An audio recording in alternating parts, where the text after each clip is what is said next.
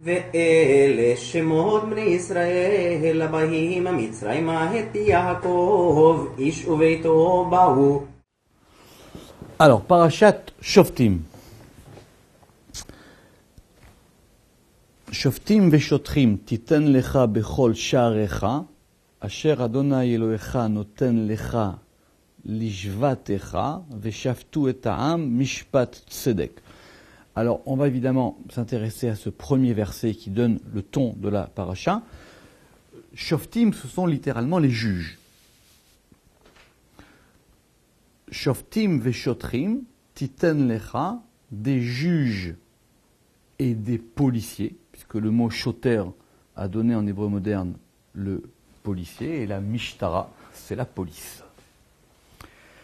Titen lecha, tu te donneras pour toi, bechol sha'arecha, dans toutes tes portes, asher Adonai Elohecha, que Yud Kevavke, ton Dieu, noten lecha, te donne, lishvatecha, pour tes tribus, au pluriel, ve shaftu, et ils jugeront et ha'am, le peuple, mishpat tzedek, un jugement de justice.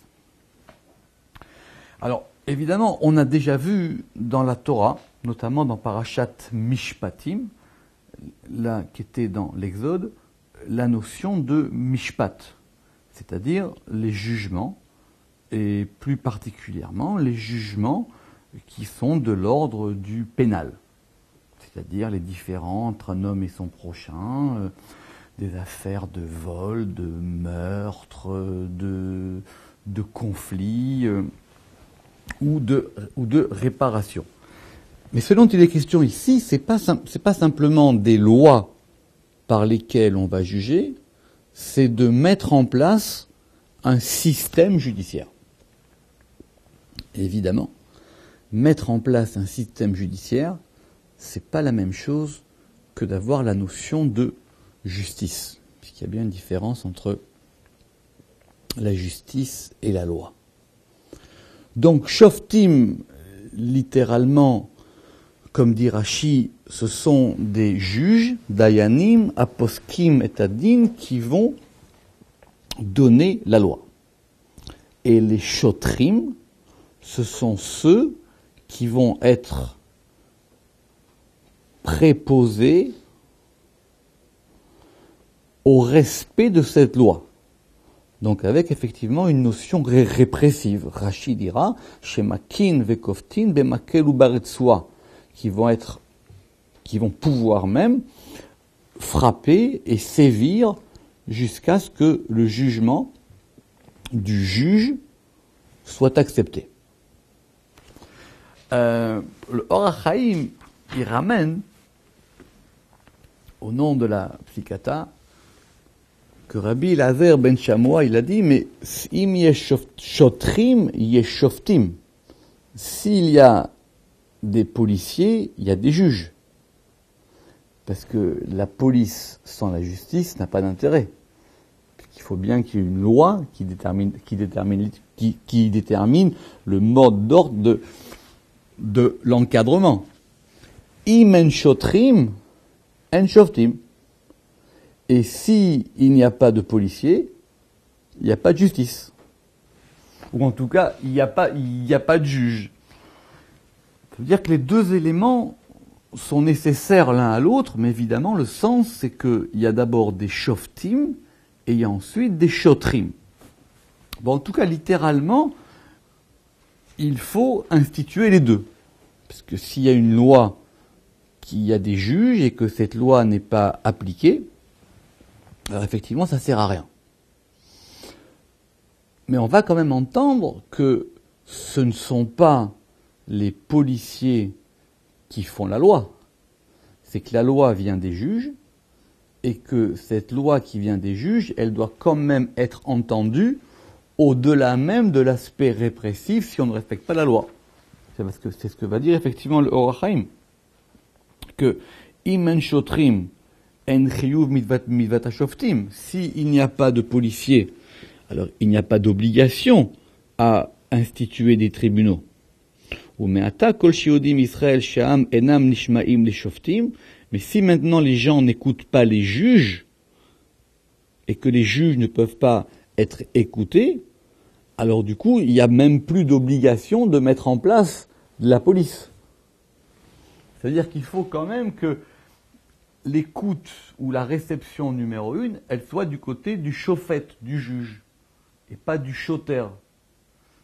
C'est pas... Il n'y a pas de force de la loi, sauf dans la loi elle-même. Donc la police n'est pas le bras armé de la loi, mais c'est la loi elle-même qui fait autorité, et cette loi va avoir évidemment besoin d'être respectée. Mais il ne faut pas inverser les choses. Alors évidemment, c'est un impératif, c'est une mitzvah. Titen lecha, tu te donneras pour toi. C'est-à-dire qu'il faut instituer et instaurer des tribunaux. À noter que cette loi qui fait partie des 613 commandements, qui s'appelle Mitzvat Minui HaShoftim, c'est-à-dire le commandement d'instituer des tribunaux, et d'instituer des tribunaux et des shotrim, puisque les deux vont ensemble, comme on vient de l'expliquer, est une loi qui sied même aux nations, puisqu'elle fait même partie des 7 mitzvot Bnei Noach, ça veut dire des 7 commandements des enfants de Noé qui s'appliquent à l'humanité, parce qu'un monde sans justice n'est évidemment pas viable. Sur ce titen lecha, certains ont voulu expliquer que c'était un singulier, shoftim beshotrim, tu te donneras, à savoir que dans l'institution judiciaire juive, il fallait un tribunal suprême qui siégeait à Jérusalem. Donc,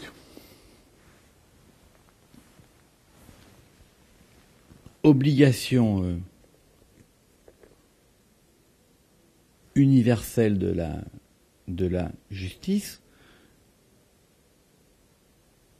mais que le verset va détailler. Bechol she'arecha asher Adonai Elohecha noten lecha, dans toutes les portes que Yud Kevavke, ton Dieu, te donne, l'ishvatecha, pour tes tribus. Évidemment, les portes et les tribus, c'est pas pareil. Alors Rashi, évidemment, relève la question, et on va entendre que Bechol she'arecha, ça veut dire toutes tes portes, donc sont les villes, toutes tes villes, et Maïmonide, dans le Mishneh Torah, indiquera quelles sont les villes qui nécessitent des tribunaux, puisqu'il faut quand même qu'il y ait un certain nombre d'habitants pour pouvoir mettre des tribunaux, et quels sont ces types de tribunaux. Mais le problème, c'est comment est-ce que ça coïncide avec les tribus. Parce que les lieux d'habitation des tribus sont beaucoup plus larges que la juridiction des villes. Alors, Rashi, lui, va entendre que Bechol She'arecha, ça veut dire Bechol Ir Va'ir, c'est-à-dire mettre des tribunaux dans chaque ville, et les tribus, qu'il faut aussi mettre des tribunaux qui seront des tribunaux selon les tribus. Donc il faut 2 types de tribunaux. Il faut des tribunaux municipaux et des tribunaux de tribus.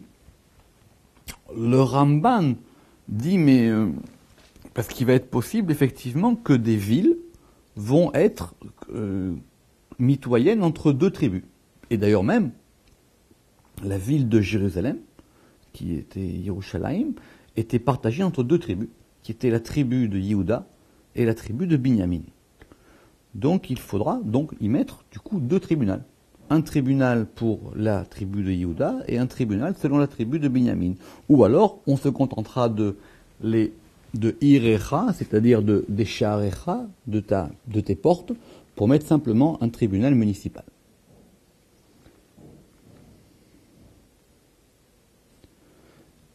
À noter quand même que ce commandement, ce titen lecha, tu mettras pour toi, est une obligation d'instituer des tribunaux. Mais cette obligation d'instituer des tribunaux, elle n'est pas de l'ordre des juges. Puisque le verset dit bien, Shoftim beshotrim titen lecha, tu te donneras pour toi. Donc, il y a une obligation qui est au-delà même de la justice, de mettre en place de la justice. Autrement dit, c'est une obligation même individuelle. Il importe à chacun de faire en sorte qu'il y ait des tribunaux. Et donc le pouvoir donné à ces tribunaux et à ces shotrim est un pouvoir qui vient des gens eux-mêmes, qui ne vient pas d'une institution judiciaire elle-même qui s'auto-institue ou qui s'auto-installe. Veshaftu et ha'am, et ils jugeront le peuple. Le Or HaChaim il fait remarquer qu'il y a une anomalie grammaticale.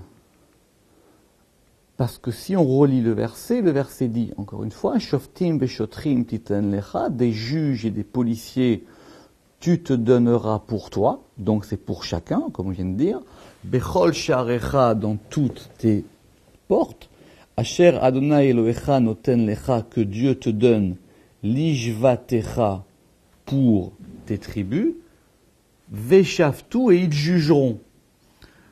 Alors qu'il aurait été peut-être grammaticalement plus simple de dire, dans toutes tes portes que Dieu te donne, pour tes tribus, qui jugeront le peuple.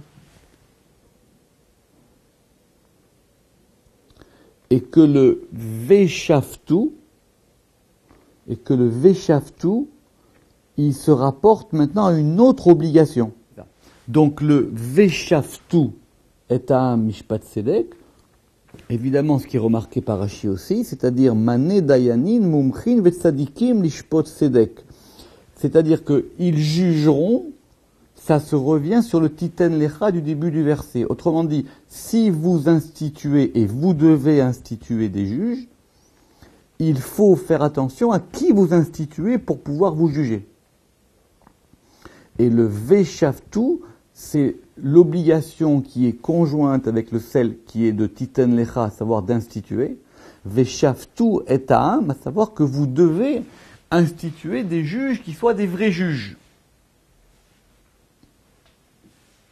On ne peut pas instituer n'importe qui. Il ne suffit pas qu'il y ait une loi, qu'il y ait des professionnels de la loi, qui vont connaître les jurisprudences, les lois, etc., et que simplement, on va leur donner à eux, on va leur déléguer le pouvoir de juger. Il y a une obligation en plus. L'obligation, c'est laquelle ? C'est que le jugement qui soit rendu, Veshaftu et ha'am, et ils jugeront le peuple, Mishpat Tzedek, d'un jugement de justice. Donc on coupe le verset en deux. Il faut instituer des juges, des chotrim, des policiers, dans tous vos endroits d'habitation. Et il y a une grande discussion, à savoir si c'est simplement Israël ou même en dehors d'Israël. Est-ce qu'on peut instituer des tribunaux juifs en dehors d'Israël ?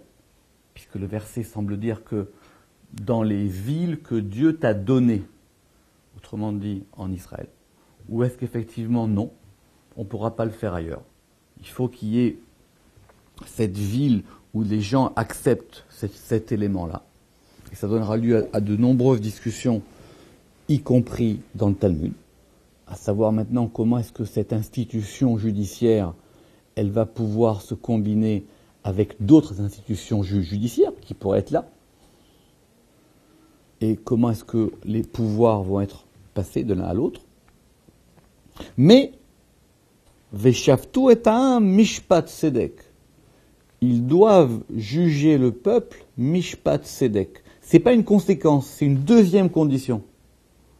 Il faut faire attention à ce que ces juges-là comme dira Maïmonide, qu'ils doivent avoir un degré exceptionnel dans l'entendement de la justice, et que le jugement qui soit rendu soit un mishpat tzedek. Si on veut aller plus loin dans ce verset, il faut essayer de comprendre qu'est-ce que veut dire cette expression de mishpat tzedek, de jugement juste. Donc on va dire qu'il y a deux termes. Il y a un terme qui s'appelle le mishpat et un terme qui s'appelle le tzedek. Un mishpat ne peut ne pas être tzedek. Un jugement ne peut ne pas être juste. Et la justice n'est pas forcément liée à un jugement. Alors qu'est-ce que le mishpat ? Au niveau littéral, le mishpat, c'est le fait d'entendre, dans le cas du procès pénal habituel, d'entendre les deux parties. Et de les entendre et d'écouter les arguments des deux parties.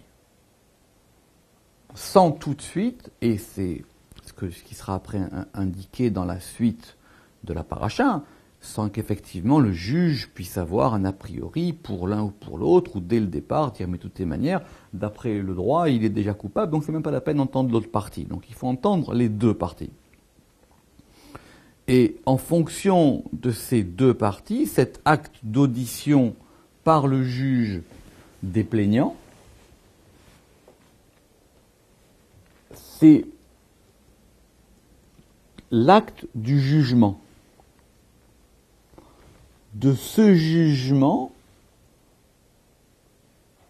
va sortir un tzedek, c'est-à-dire une justice. C'est-à-dire que le juge va dire, d'après la justice, en fonction du jugement et des arguments qui ont été apportés par telle ou telle partie, en fonction de ce que dit la loi, en fonction de tous les éléments dont je dispose, le tzedek est, la justice est, que un tel est coupable et un tel ne l'est pas. Un tel doit payer et un tel ne doit pas payer. Mais la Torah met les deux termes ensemble. Il faut que le jugement soit juste. Il faut que ce soit un mishpat tzedek. Évidemment, tous les commentateurs pointilleux s'interrogent sur cette juxtaposition des deux termes. Le mishpat tzedek. Comment est-ce qu'un jugement peut être un jugement de justice ? Le Zohar ne va pas y aller par quatre chemins. Le Zohar ne va pas par quatre chemins, il dit, mais c'est simple. Il y a un verset des psaumes qui dit, qui est Elohim Shofet. S'il y a une justice, s'il y a un jugement qui est un jugement indéniable, c'est le jugement divin. Quel est le juge ? Quel est le juge impartial ou le juge qui est au-dessus de tous les juges ? C'est Dieu. Comment la justice divine va pouvoir être maintenant déléguée aux hommes ?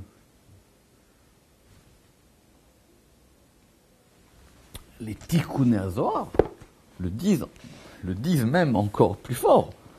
Ils disent « Vaile les dayana les tata » malheur aux juges d'en bas, des ishtane midayana delela, qui vont changer des juges d'en haut, des archish parce qu'ils vont renier l'œuvre de la création, uvda de bereshit, velayameda memnamida, et que un ne dira pas comme l'autre, parce que de la même manière que en bas, la Torah a dit shoftim veshotrim titen lecha bechol sharecha, tu institueras des juges dans toutes tes villes, c'est-à-dire des juges matériels, les dayana goufin, qui ont des corps, achiet leela shoftim veshotrim. De même, aussi en haut. En haut aussi, il y a des juges et des shotrim et des policiers qui jugent les âmes. Vela yukir leda yetermida. et un ne doit pas être plus glorieux ou plus respectable que l'autre. Et la tarvayu behashva bidina. Mais les deux doivent être placés sur un plan d'égalité dans la justice. Donc le problème, c'est comment faire en sorte que, vu que la loi elle est divine, les mishpatim qui avaient été donnés dans l'Exode, même si on avait pu comprendre que ça correspondait à des règles de répartition ou d'équilibre, on ne peut pas léser son prochain, etc. Mais la manière dont ça avait été distribué, d'après la Torah, c'était effectivement d'essence divine. C'est la Torah qui dit un tel est coupable, c'est pas les hommes. Les hommes appliquent. Mais qu'est-ce qui fait que dans l'application des hommes, on ne perd pas le message de la Torah ? Alors il faut entendre ce mishpat tzedek. Il faut entendre cette notion de mishpat tzedek, qu'entre le moment du jugement et le moment de l'arrêt qui soit rendu, qu'on va appeler le tzedek, que cet arrêt soit juste. Mais le tzedek, c'est-à-dire la justice du rendu du jugement, doit être forcément lié à ce qui se passe dans le mishpat. Ce qui est effectivement une question très très complexe. Donc il faut analyser ces deux notions, de mishpat et tzedek.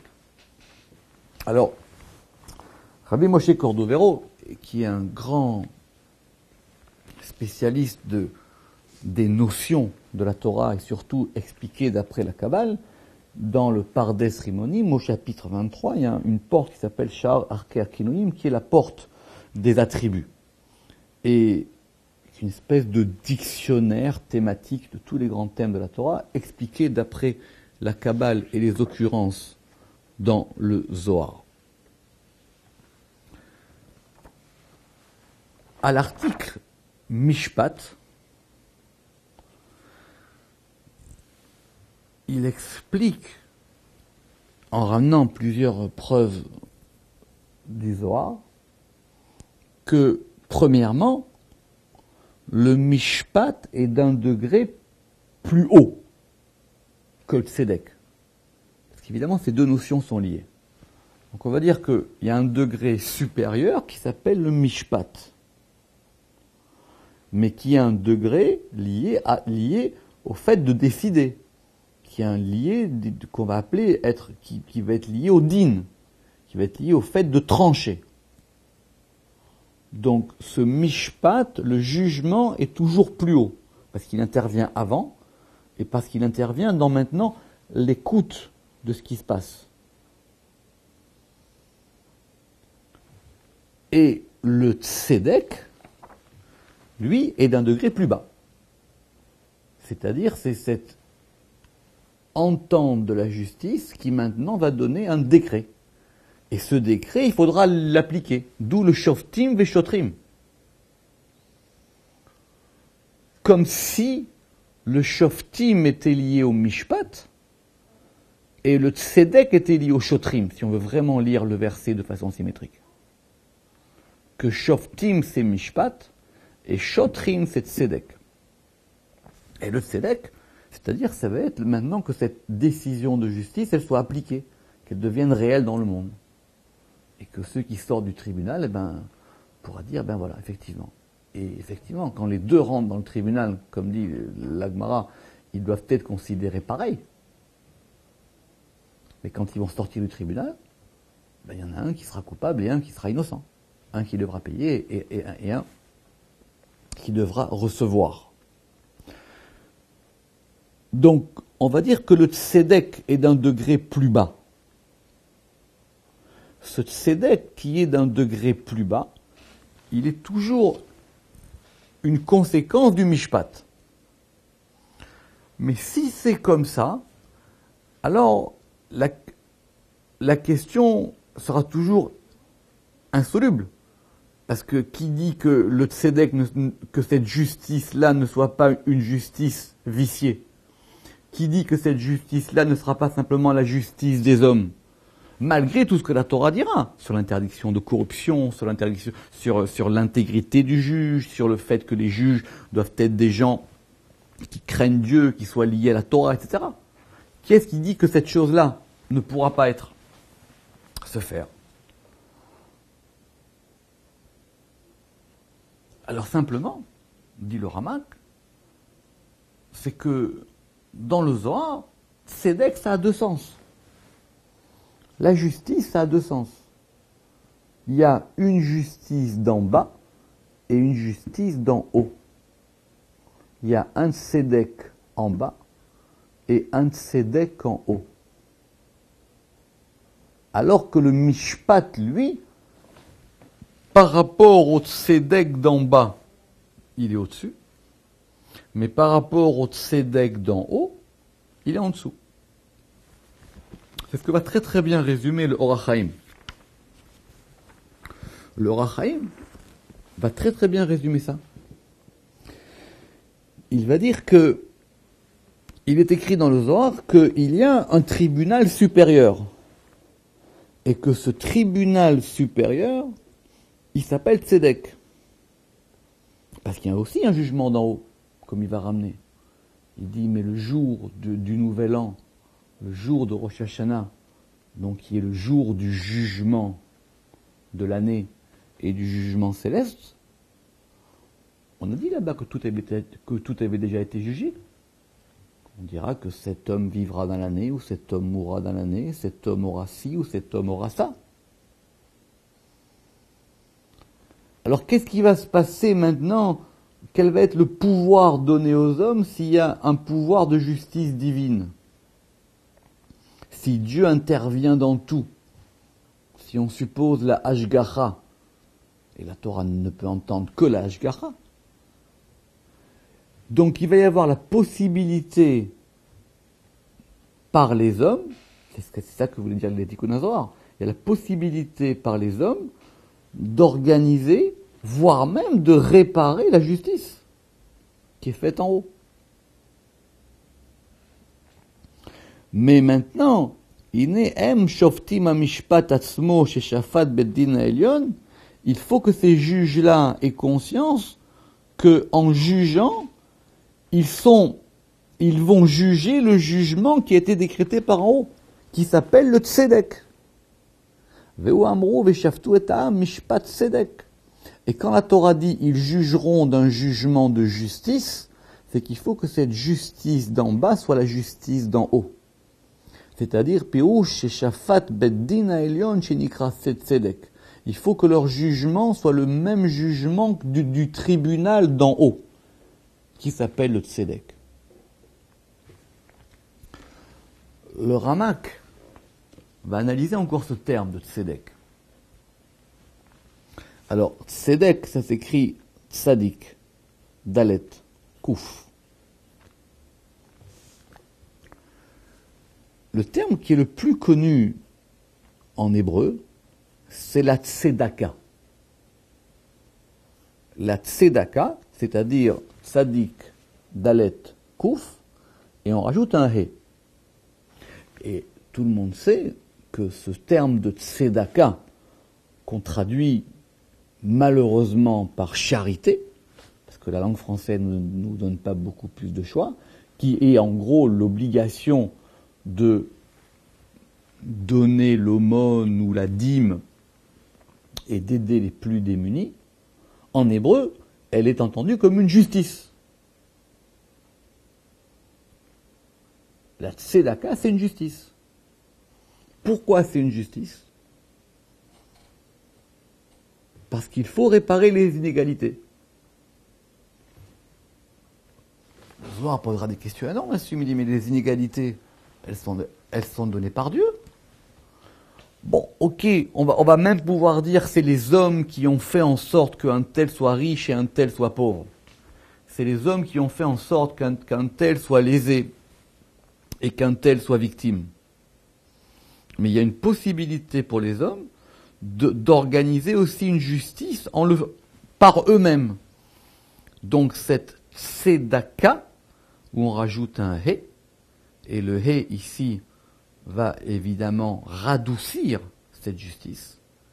Donc on est passé du tzedek masculin donc à la tzedaka féminine, parce que tzedek c'est un masculin. Donc ça serait la justice ou le justice à la tzedaka, qui est la justice qui, elle, ne dépend pas directement des tribunaux.